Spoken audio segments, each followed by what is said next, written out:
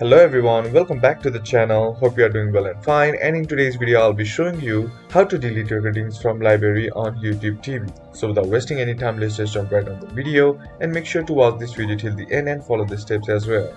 Now the first thing that you need to do is open up YouTube and on your TV or on your PC or on your device. And once you do that, here what you need to do is go to the option that says library.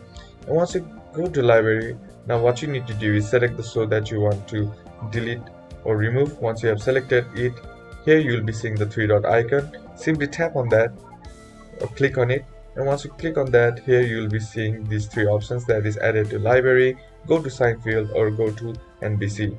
Now what you need to do is simply click on this added to library, and once you do that, your recordings will be here. Now once you do that, it will stop recording, and that's basically how to delete it, as there is no specific button to delete your recordings. So this is the process how to do it, and that's it for today's video guys. Hope this video was useful to you. Leave a like if you did, comment down below what the next video should be on, consider subbing to the channel. Thank you for watching. Bye bye.